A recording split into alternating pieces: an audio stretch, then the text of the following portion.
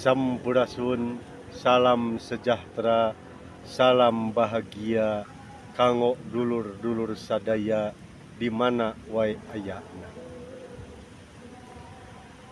Gusti nu Maha Suci, nu Maha Agung, nu Maha Welas tur nu Maha Asih. Parantos ngayakeun ku cipta karsa anjeunana, tajalina sehingga nyararata kalawan bukti kagungan-kagungan Gusti nu Maha Murbengning alam, tempat makhluk sakumna anu aya di alam pawenangan.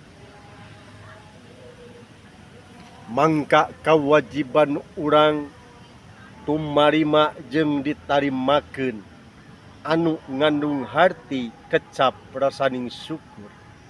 Sabab hiji, janji Gusti nu Maha Suci Allah Subhanahu wa Ta'ala anu moal sulaya kanu janjina ngan hiji-hijina, nu mana la ing sakartum la ajidanak, sing saha anu syukur ka kami pasti bakal ditambah kanikmatan ku kami. Eta anu moal sulaya.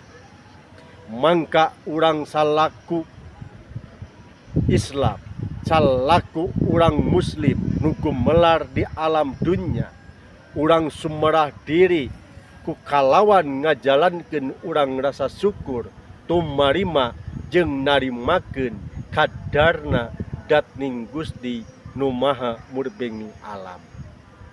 Kade bahasa kami di dieu ka mana?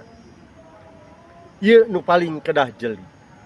Terkadang urang bersyukur nganuhunkeun ka Allah anu teu nyata, ka Allah anu disebut goib. Padahal Allah nganyatakeun kami teu pernah pisan gaib, da kami aya dina alam kanyataanana. Ngan manusia osok ngaku, pikiran osok ngarampas kana hakna Gusti nu Maha Suci. Jadi rasa syukur ieu urang rasa syukur urang tadi dasarna ka sakabehna.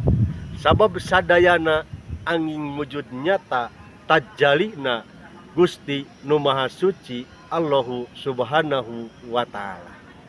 Sampurasun.